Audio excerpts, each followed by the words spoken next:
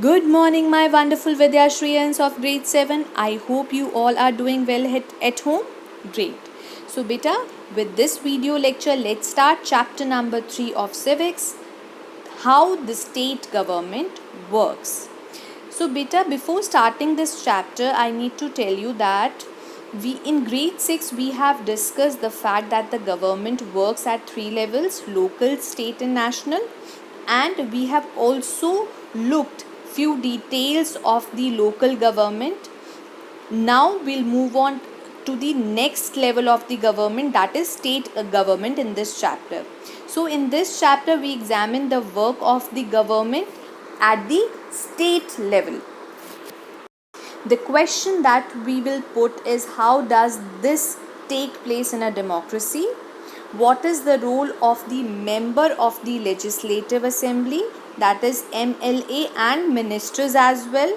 How do people express their views or demand actions from the government?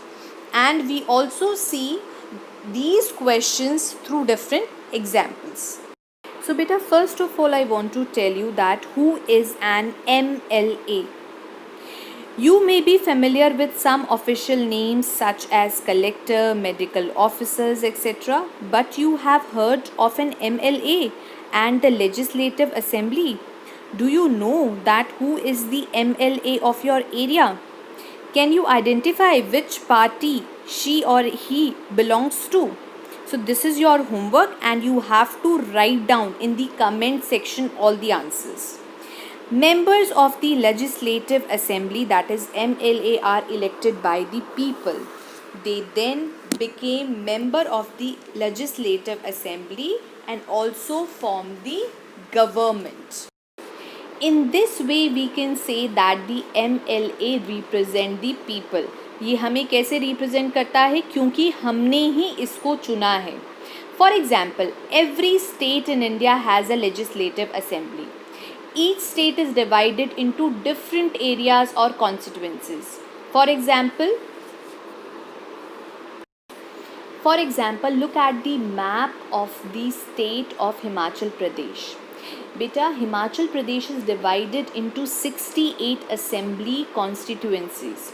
From each constituency, the people elect one representative who then became a member of the Legislative Assembly, that is MLA. You would have noticed that people stand for MLA election in the name of different parties. These MLA therefore belong to different political parties as well. Now the next question is, how do people who are MLA became ministers of chief minister? Beta, answer for this is, a political parties whose MLA have won more than half the number of the constituencies in the state can be said to be in majority. The political party that has the majority is called the ruling party and all other members are called opposition party. If we'll take the example of the Legislative Assembly of Himachal Pradesh. The Legislative Assembly of the state of Himachal Pradesh has 68 MLA constituencies. Candidates from various political parties won the election. तो total अगर 68 constituencies हैं, a political party would have need to be more than 34 MLAs in order to gain the majority. तो अगर 68 में से 38 अगर किसी भी पार्टी की सीट आ जाती हैं तो वो मेजॉरिटी पार्टी होगी. All other MLAs will be in the opposition. And after the elections, the MLAs belongs to the ruling party will elect their leaders who will become the chief minister. The chief minister then select other people as minister. After the election, it is the governor of the state who appoints the chief minister and the other minister. तो इसको अगर हम simple language में समझे कि जो हमारी ruling party होती है, रूलिंग पार्टी कैसे बनती है? जब उस पार्टी की सबसे ज़्यादा सीट्स आती हैं और उसके बाद वो अपने में से एक मेंबर को चीफ मिनिस्टर बनाता है और वो चीफ मिनिस्टर्स जो है और लोगों को मिनिस्टर्स की पोस्ट जो है वो मिनिस्टर्स की पोस्ट पर अपॉइंट करता है. The chief minister and the other minister have the responsibility of running various government departments or ministries. They have separated offices. A legislative assembly is a place where all the MLAs, whether from the ruling party or from the opposition, meet to discuss various things. Hence, some MLAs have dual responsibility as an MLA as well, and other is a minister. Now let's understand how MLAs debate on various issues in the Legislative Assembly. Because during the debate time, MLA can express their opinion and ask questions related to the issue or give suggestions about what should be done by the government. Those who wish to can respond to this. The minister then replies to the question and tries to ensure the assembly that adequate steps are being taken. The chief minister and the other ministers have to take decision and run the government.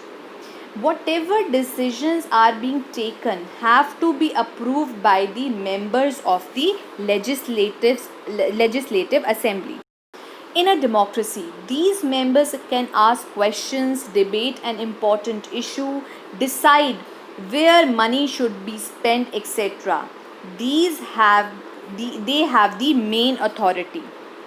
So beta, when the debate session is going on in the legislative assembly, different questions could be asked by the different MLAs. For example, the government hospitals are in such a bad condition. Why is for example, one of the MLA can ask that my constituency has a serious shortage of water. Women travel up to 3 to 4 kilometers to collect the water. The opposition party could ask these kind of question as well, that there were 15 deaths because of diarrhea in a particular region, and I think it is a shame that this government has not been able to check the situation of this simple problem, that is diarrhea.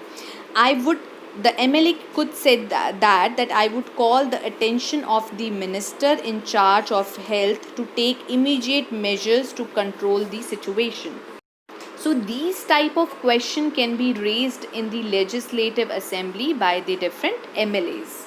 Members of the different parties who are MLAs can debate the action taken or not taken by the government. This is because the MLA are together responsible for the work of the government. All the MLAs who gather together or assemble in a legislative assembly are called the legislature.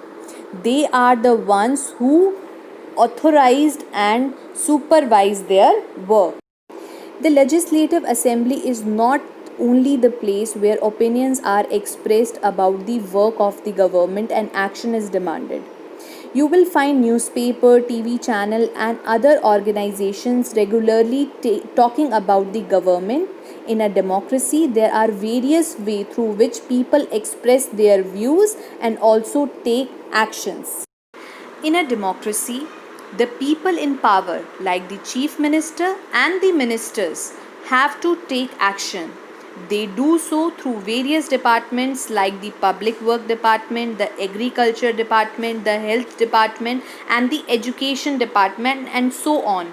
They also have to answer questions that are asked in the legislative assembly and convince people asking the questions that proper steps are being taken. At the same time, newspaper and media widely discuss the issue and the government has to respond, for example, by holding the press conference. The government can also decide to make new laws for the state regarding sanitation and health facilities. For example, it may make it compulsory for the municipal corporation to ensure that there are adequate toilets in the urban area. It may also ensure that the health worker is appointed in every village. This act of making law on certain issue is done in the legislative assembly of each state. Beta, in a democracy, it is the people who elect their representatives as the member of the Legislative Assembly, that is MLA, and thus it is the people who have the main authority. The ruling party members then form the government, and some members are appointed as ministers.